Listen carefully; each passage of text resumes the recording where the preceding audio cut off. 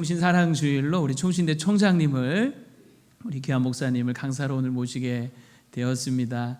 우리 목사님 너무 귀한 분이신데요. 군목으로 오랫동안 군선교 사역하시다가 미국 남가주 사랑의 교회 섬기시고 나성 한미교회 담임으로 섬기시다가 부산에 우리 부전교회라고 아주 전통 있는 귀한 교회를 오랫동안 사역하시고 또 다른 하나님의 부르심 속에 우리 총신대 총장님으로 작년 5월에 이렇게 부임을 하셨습니다. 지난 한 1년여 동안 우리 학교가 엄청나게 발전을 하고 있고 매주마다 우리 전국교회 이렇게 순회하시면서 많은 말씀과 은혜를 나누고 계시면서 특히 우리 총신을 위해 기도를 부탁을 하고 계시는데요. 제 군목 선배님이시기도 합니다. 너무 제가 존경하고 좋아하는 우리 선배님이신데 정말 덕성과 또 지성과 영성과 야성까지 겸비하신 너무 제가 좋아하는 목사님이십니다. 우리 목사님 이제 당신은 요한복음 어디에 계십니까? 라는 제목으로 말씀 전해 주실 텐데요. 우리 목사님 환영합니다 하는 마음으로 따뜻한 박수 부탁드리겠습니다. 감사합니다. 우리 하나님께도 큰 박수 영광을 올려드리겠습니다. 존경하는 원로 목사님 그리고 사랑하는 군목 후배이신 우리 담임 목사님 또 귀한 장로님들과 성도님들 뵙게 되어 무척 기쁩니다. 오늘 말씀은 니고데모에 대한 말씀입니다. 니고데모는 요한복음에 3번 나타납니다. 3장에 그리고 7장에 19장에 갈수록 좋은 변화를 보여주고 있죠. 그래서 오늘 우리가 요한복음 3장과 7장과 19장을 살펴보면서 과연 나의 신앙의 위치는 어디에 있는가 점검하고 더 깊은 성숙으로 나아가는 아침 되기를 바랍니다. 말씀의 제목은 당신은 요한복음 몇 장에 있습니까? 입니다. 이름에는 부모의 기대가 담겨 있습니다. 니고데모라는 이름에는 어떤 뜻이 담겨 있을까요? 저도 수년 전에 딸아이가 태어났을 때 예쁜 이름을 지어주고 싶어서 공모를 했습니다. 이 아이도 약대를 나온 자매가 아주 예쁜 여자 이름을 하나 주었습니다. 테리아라는 이름입니다. 문제는 제가 박씨이기 때문에 박테리아가 되는 거였습니다.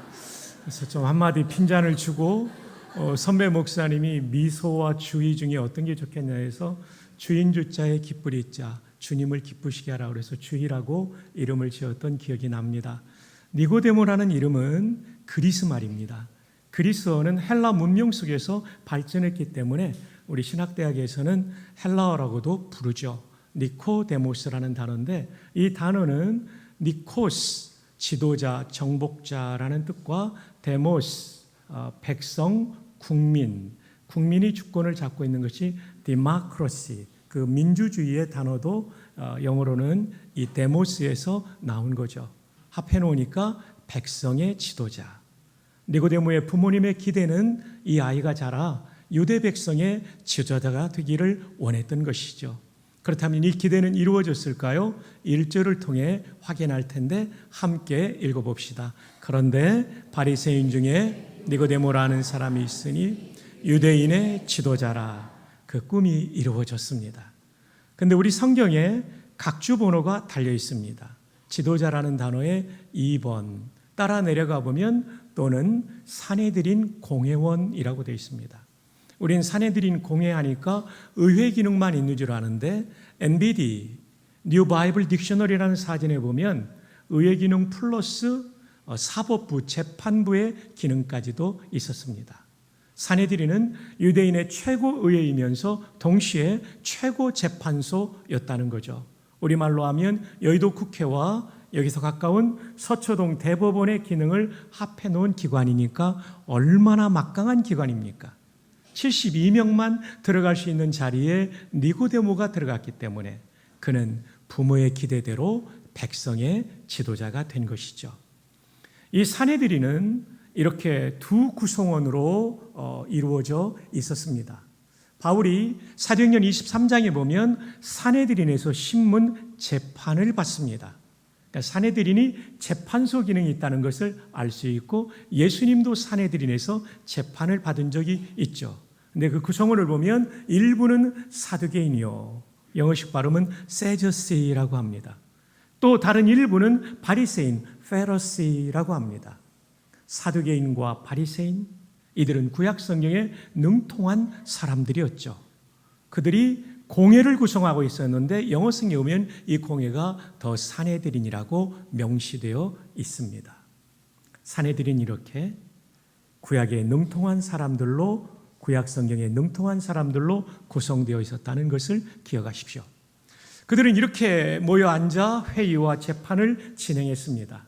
자세히 보시면 좌석 번호가 반원형의 호에 새겨져 있는데 제가 돕기 위하여 크게 숫자를 만들었습니다. 1번은 산헤드린 의장입니다. 의장은 대제사장이 당연직 의장의 직무를 수행했고 71번과 72번이 맨 끝에 앉았습니다. 니고데모도 저중 어떤 자리에 앉아 직무 수행을 했을 것입니다. 자, 니고데모는 이런 대단한 성공을 거두었습니다. 그러나 성공한다고 사람의 마음속에 허무함이 없어지는 것이 아니죠. 그 빈 공간이 있었던 것이죠. 블레즈 파스칼의 말처럼 모든 사람의 마음속에는 창조된 어떤 것으로도 채워질 수 없는 하나님이 만드신 진공, 베큐움이 있는데 그것은 오직 예수를 통해 알게 된 창조주 하나님만이 채우실 수 있습니다. 여러분 가운데는 권력을 가진 사람이 왜 타락하는가? 질문이 있겠죠? 그 권력 가지고도 이 허무한 진공이 채워지지 않는 겁니다. 왜 부자가 타락하는가? 돈 가지도 채워지지 않는 겁니다. 이 진공은 오직 예수를 통해 알게 된 창조주 하나님만이 채우실 수 있죠.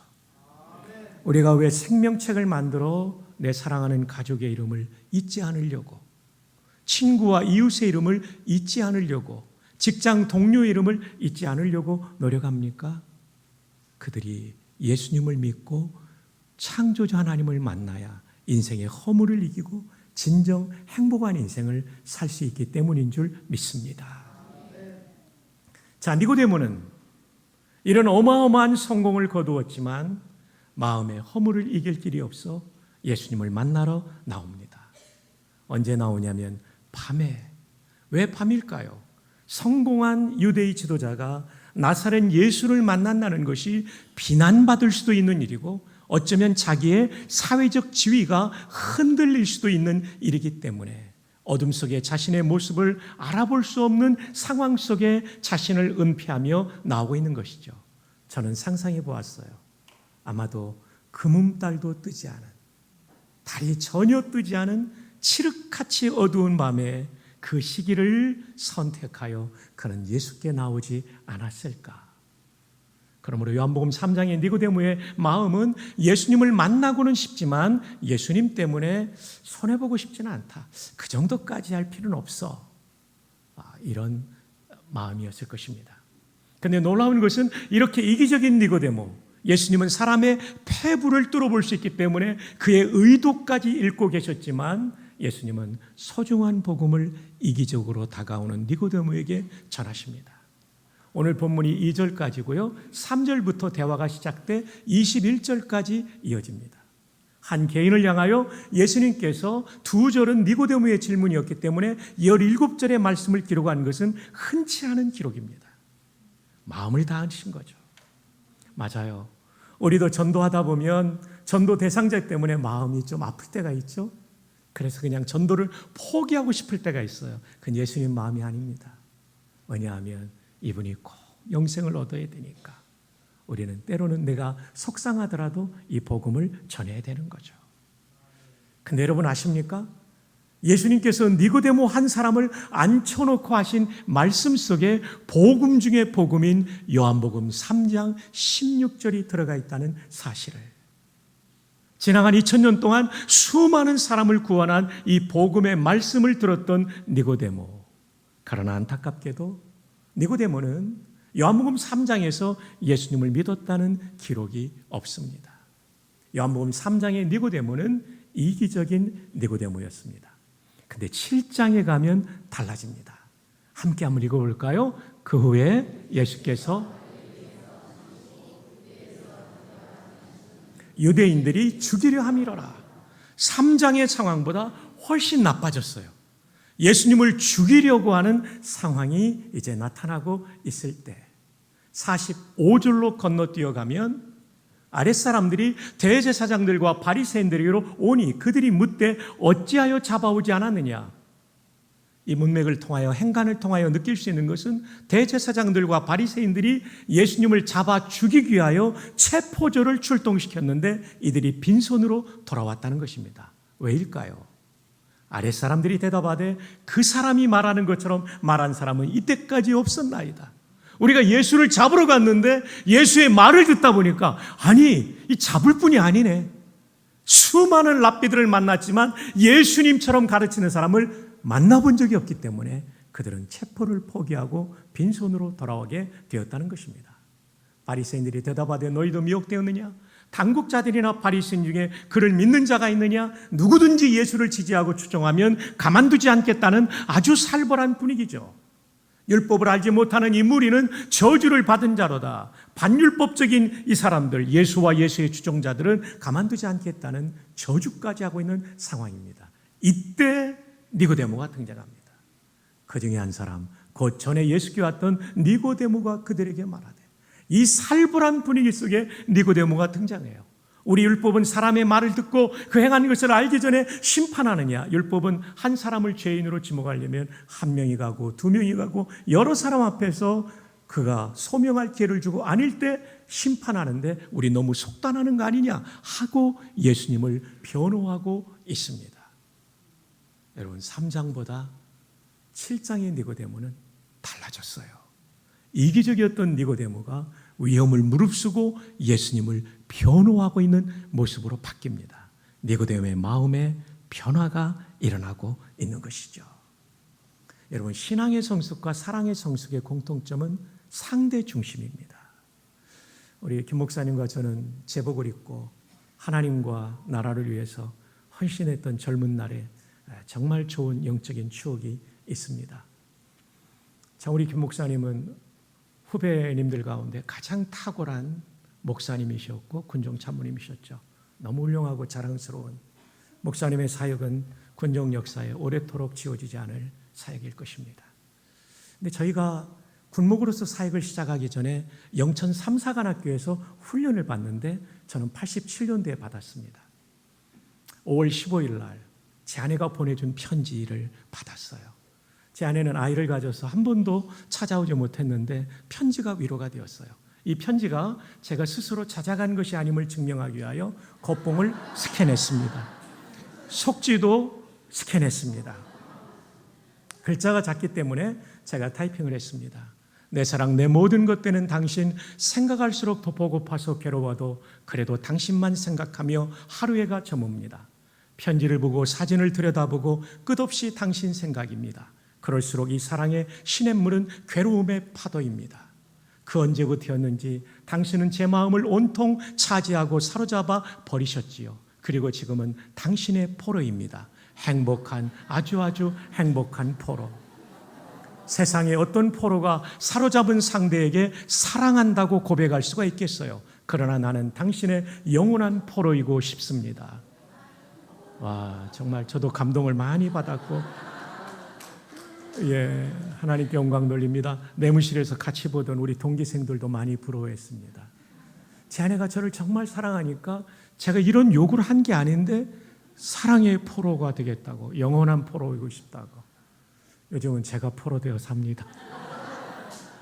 음식물 쓰레기 버리라면 버리고 방 닦으라면 방 닦고 분리수거하라면 합니다. 지난주에도 했습니다. 아마 오늘도 한 번 더 해야 되지 않을까 싶습니다. 누군가를 사랑하면 나 중심, 이기심을 떨쳐버려요. 그리고 그분 중심이 되는 거죠. 근데 신앙생활이 마찬가지입니다. 찬송가 28장 3절에 보면 주의 귀한 은혜 받고 일생 빚진 자 돼 다 함께요. 사슬 되사 나를 주께 매소서. 우리 마음은 연약하여 범죄하기 쉬우니 하나님이 받으시고 전국인을 치소서. 이 찬송과 가사는 작시자들이 하나님을 깊이 만난 체험 가운데 한 절씩 써내려간 거죠. 우리 가사를 보면 내용이 참 깊습니다. 주의 귀한 은혜 받고, 저와 여러분이 받은 은혜는 얼마나 귀하고 놀라운 은혜란 말입니까? 사람이 사람을 위해 죽어도 일생 잊지 않고 보답하려고 하는데, 하나님이신 그분이 나를 위해 죽어주신 은혜는 얼마나 놀라운 은혜입니까? 그래서 일생 빚진 자가 되었다고 합니다. 그래서 이분의 소원은 뭐냐면, 주의 은혜로 삿을 만들어 저를 주님께 매주십시오. 이제부터 십자가 은혜 받은 나, 오늘 찬양대가 너무 찬양을 선곡을 잘해 주셨어요. 지휘자님 너무나 고맙습니다. 십자가 사랑을 받은 나, 이제 내 마음대로 살지 않고 주님께 저를 메워주셔서 주님의 포로, 주님의 종이 되게 해주십시오. 전도사로부터 41년의 설교자로 살아온 저는 이 성경의 정말 중요한 주제가 하나님은 왕이시다, 나는 그의 백성이요 종이라는 뜻입니다. 여러분, 오늘 장로님 기도하실 때 나왔지만 그 위대한 다윗 왕의 고백이 시편 145편 1절 아닙니까? 왕이신 나의 하나님이여 내가 주를 높이고, 왕이신 나의 하나님이여 내가 주를 높이고, 내가 이스라엘 왕이지만 더 높은 왕이 계시다는 거죠. 하나님이시라는 거예요. 그분이 내 주인이니까 나는 종이라는 거죠. 그 아들 솔로몬의 기도를 보실까요? 열왕기상 8장 23절에 성전 봉헌 기도를 드릴 때, 이스라엘 하나님 여호와여 위로 하늘과 아래로 땅에 주와 같은 신이 없나이다. 주께서는 온 마음으로 주의 앞에서 행하는 종들에게, 누구에게요? 종들에게 언약을 지키시고 은혜를 베푸시나이다. 다윗과 솔로몬, 그 위대했던 왕들이 가장 복되게 쓰임받을 때는 왕이지만 종으로 살 때였습니다. 그러나 자기가 왕 노릇할 때 밧세바도 범했고, 솔로몬이 우상숭배까지 갔다가 다시 종의 위치로 돌아올 때 전도서를 쓰고 회복하고, 다윗도 일생이 은혜로운 마무리가 될 수 있었던 거죠. 그래서 여러분, 가장 복된 것은 종으로 사는 거예요. 한번 따라합시다. 나는 종입니다. 근데 여러분, 이렇게 하면 너무 부드러워서 기억이 안 나요. 좀 충격을 받아야 기억이 나요. 남성들 따라합시다. 나는 종놈입니다. 여성들 따라합시다. 나는, 너무 고마워요. 옆에 있는 분에게 두세 분씩 하이파이브 하면서 좋은 종놈 되세요, 종연 되세요. 한번 축복합시다. 시작. 너무나 고맙습니다. 근데 요즘 젊은이들은 하나님의 종이 되기보다 컴퓨터의 종이 되기가 쉽죠. 그래 밤새도록 컴퓨터하고 늦게 일어나고 이러잖아요. 근데 컴퓨터는 우리의 인생을 구원할 수 없고 속죄할 수 없고, 그리고 영생을 줄 수 없고 이 놀라운 은혜를 누릴 수 없게 합니다. 그것은 도구에 불과한 것이죠. 요즘은 컴퓨터를 위한 기도문도 있다고 그러죠. 메모리에 있는 우리 프로그램 암호를 거룩하게 하옵시며, 운영체계에 임하옵시며, 명령이 모니터에서 이룬 것 같이 프린터에서도 이루어지이다. 오늘날 우리에게 일용할 데이터를 주옵시고 파일의 에러를 사하여 주옵시고, 우리를 다운에 들게 하지 마옵시며 다만 정전에서 구하옵소서. 대개 CPU와 하드와 USB가 컴퓨터께 영원히 있사옵나이다. 엔터. 그러나 컴퓨터는 챗GPT도 굉장히 편리하지만, 그러나 그것은 하나님의 위치를 대신할 수 없어요. 우리 모두가 하나님께 매인 종들 되기를 바랍니다. 주의 은혜에 삿을 대사 나를 주께 매소서. 이 십자가 그 은혜 아는 사람의 고백이에요. 근데 우리 마음은 연약하여 범죄하기 쉬우니 자꾸 내가 주인 되고 왕노릇 하려고 하면 그게 범죄의 길을 걸어갑니다. 다윗도 솔로몬도 그랬어요. 우리도 마찬가지예요. 하나님이 저를 받으시고 천국인을 쳐달라는 얘기는 포로를 말이죠, 쇠사슬로 묶고 풀어지지 않도록 자물쇠로 채워요. 고대에는. 그리고 아무나 쉽게 열지 못하도록 열쇠 구멍에다가 납 같은 걸 대고 가열한 다음에 도장을 딱 쳐놓으면 도장의 주인에는 아무도 풀 수 없어요.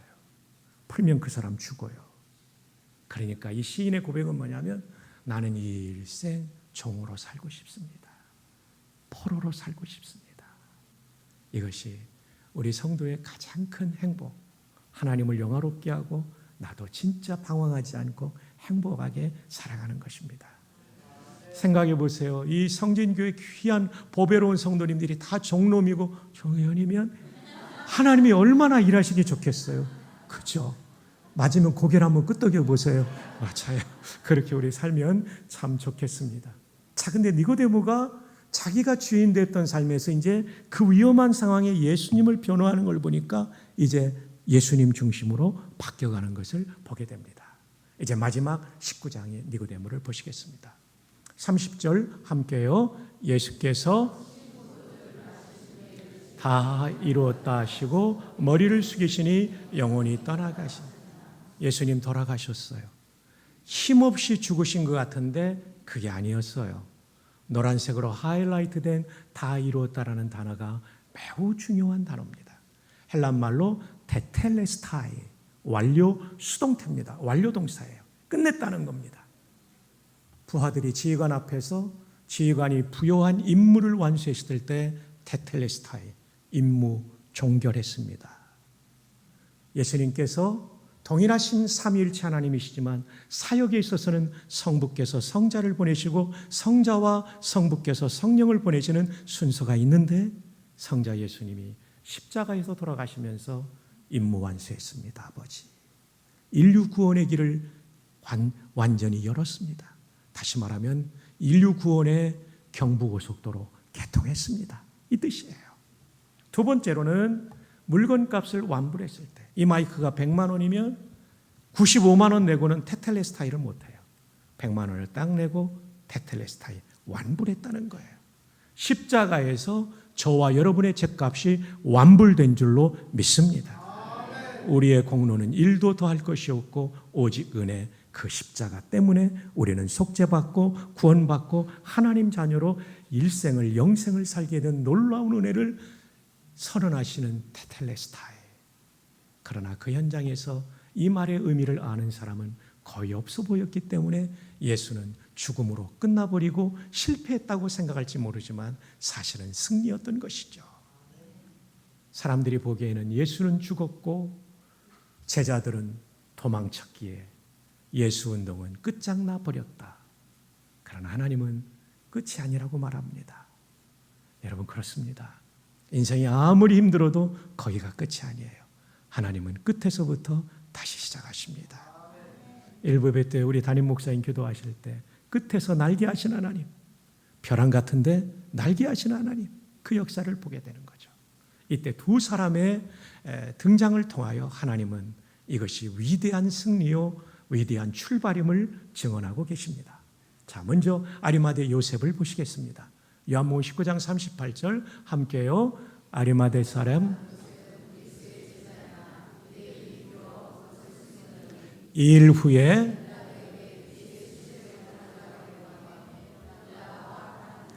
아리마대 사람 요셉 등장합니다.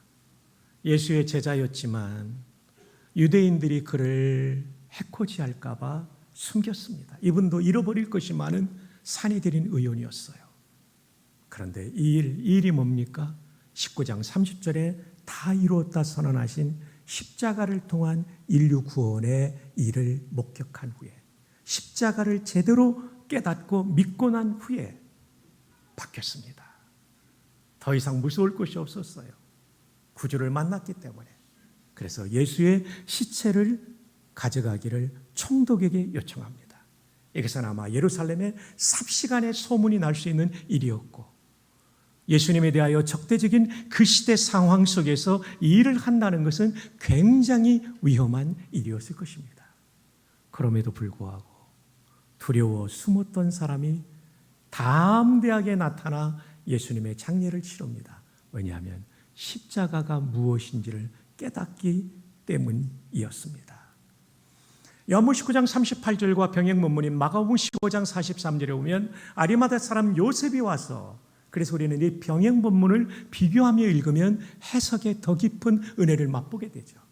요한복음 19장 38절에 나오지 않은 굉장히 중요한 부사가 나오죠. 당돌히, 볼들리, 담대하게. 그러면 더 대조가 되죠. 두려워 숨었던 사람이 담대하게 총독 빌라도에게 들어가 예수의 시체를 달라 했다. 이 놀라운 변화죠.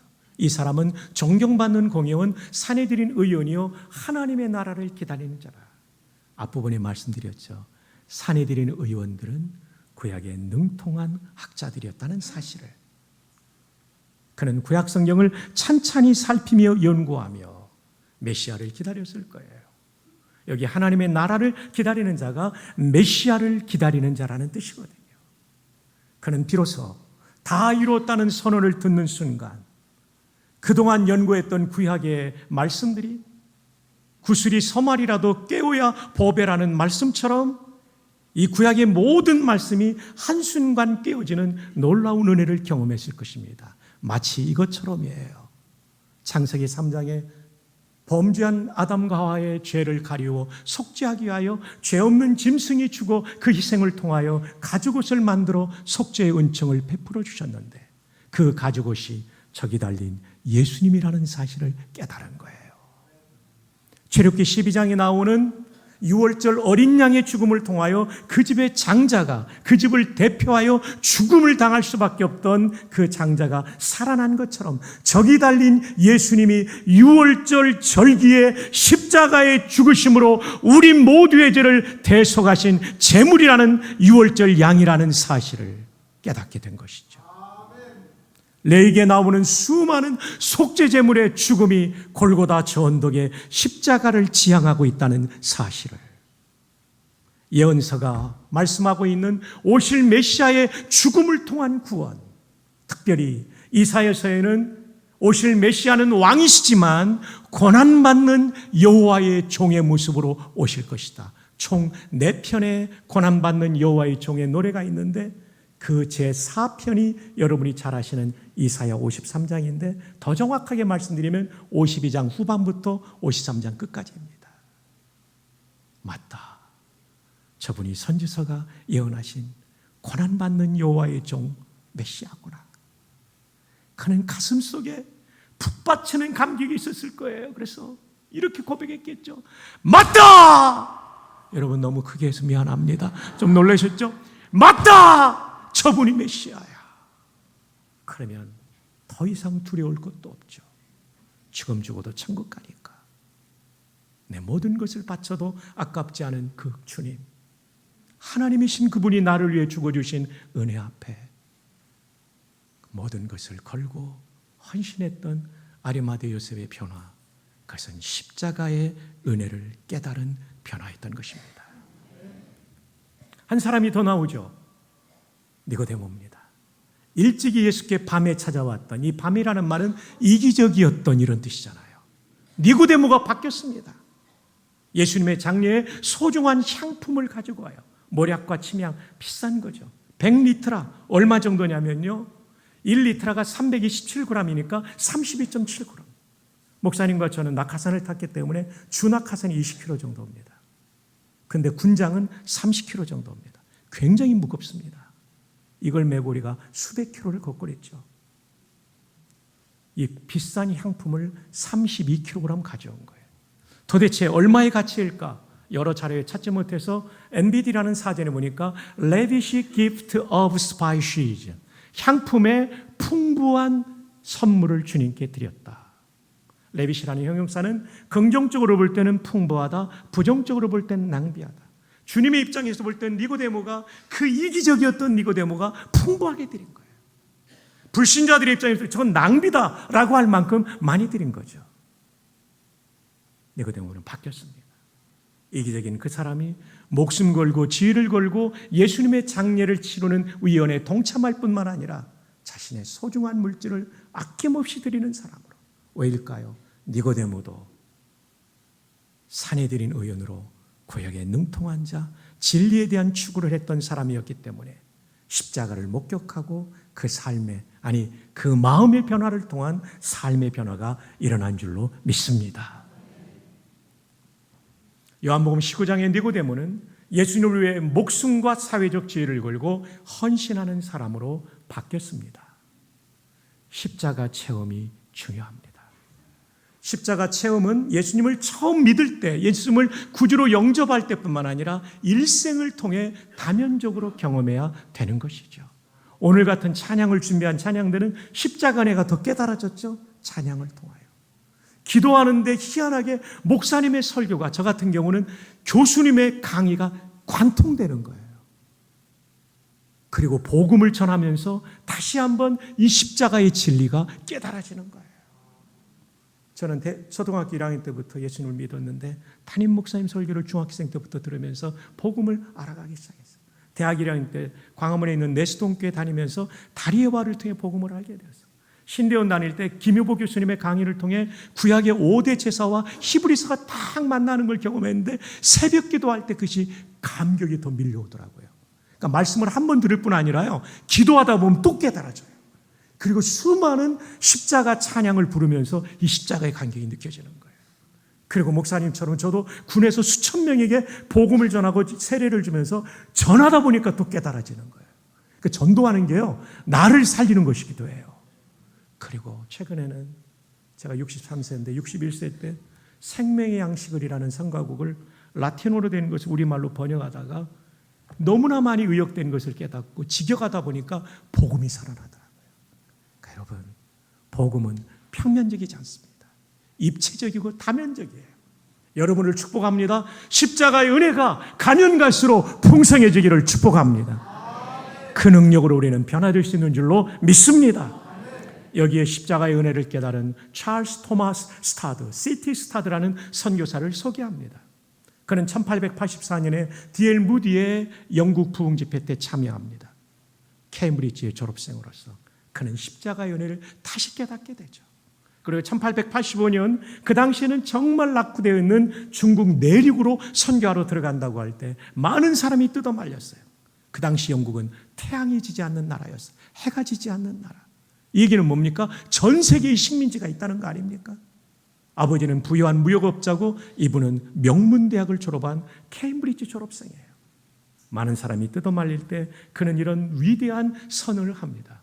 If Jesus Christ be God, 만약에 예수 그리스도가 하나님이시고 and died for me, 그리고 그분이 나를 위해 죽었다면 then, 그렇다면 no sacrifice can be too great. 위대하다고 여겨질 수 있는 희생은 전혀 없습니다. For me, 제가 to make for him, 그분을 위해서 내가 아무리 희생한다 할지라도 그것은 희생이 아니라는 거예요. 왜냐하면 하나님이신 그분의 희생이 너무 크기 때문에 우리의 헌신은 은혜에 대한 보답일 뿐입니다. 십자가를 아는 사람은 이런 헌신을 할 수 있는 거죠. 그는 중국과 콩고에서 일생을 선교했고 웩이라는 선교단체를 만든 위대한 하나님의 사람입니다. 마지막으로 서서평 선교사님의 말씀을 드리고 오늘 설교를 마치려고 합니다. 십자가의 은혜를 안 서서평 선교사님, 1912년 32세의 전남 광주에 오셨습니다. 한센병 환자와 함께 지내며 치료하며 선교하셨고 광주 양림동 거리에는 옥양목 치마에 검정 고무신을 신고 고아를 등에 업은 독일계 미국 처녀를 흔히 볼 수 있었어요. 여성으로서의 자신의 아름다움을 누릴 권리를 포기하고 남성들이 신는 검정 고무신을 신고 옥양목 치마에 고아를 등에 업었습니다. 금주 금연 공창제도 폐지 운동을 전개하였고 친구 니일의 후원으로 이일학교를 설립하여 호남의 수많은 여성 지도자를 배출했는데 홍정길 목사님의 할머니도 이일학교 출신입니다. 1934년 6월 26일 새벽 광주에서 만성 풍토병과 과로와 영양실조로 숨지셨어요. 미국 선교사가 못 먹어서 죽은 거예요. 그녀가 남긴 건 담요 반장, 절반은 누군가에게 잘라줬겠죠. 동전 7전, 강냉이 가루 2호뿐이었어요. 시신도 이혼에 따라 의학 연구용으로 드렸습니다. 찢어지게 가난한 조선의 와, 22년간 보리밥에 된장국을 먹고 조선인의 친구가 아니라 조선인으로 살았던 사람, 가난하고 병든 이웃 한센 환자들을 죽기까지 사랑했던 사람, 54세를 일기로 사랑과 헌신의 생애를 마쳤습니다. 광주 최초의 시민사회장으로 장례가 치러졌고 인구가 많지 않던 그 시절에 수천의 광주 시민이 나왔고 한센 환자들이 나와 선교사님을 어머니라고 부르며 오열했어요. 어머니처럼 그들을 사랑했기 때문이죠. 어떻게 그녀는 이런 일생을 살 수 있었을까요? 장례식 날 동아일보 기사에는 헤드라인에 자선과 교육 사업에 일생을 바친 서서평양 서거, 부제로는 다시 살아 우리 곁에 온 예수. 도대체 그녀의 삶의 비밀은 무엇이었을까요? 숨진 침대 머리맡의 문구가 우리에게 그 비밀을 알려주고 있습니다. Not success, but service. 성공이 아니라 섬김이다. 성공을 추구했다면 간호사였던 그녀는 뉴욕에서 편안한 일생을 살았겠죠. 성공이 아니라 섬김이다. 이 문구는 예수님의 사명선언 미션 스테이트먼트를 떠오르게 합니다. 마가복음 10장 45절에 인자가 온 것은 섬김을 받으려 함이 아니라 도리어 섬기려 하고 자기 목숨을 많은 사람의 대속물로 주려 함이니라. 예수님은 성공을 추구하지 않고 죽음을 추구했고 섬김을 추구했던 것이죠. 보배로운 성도 여러분, 이 세상도 그 정욕도 지나가나 오직 하나님의 뜻을 행하는 이는 영원히 거하느니라.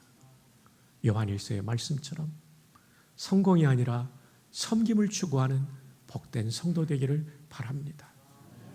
사회적 지위가 높아져도 그것을 누림이 목표가 아니라 더 많은 사람을 섬기기 위해 그 지위에 우리는 있어야 하는 것이죠. 말씀을 맺습니다. 당신은 요한복음 몇 장에 있습니까?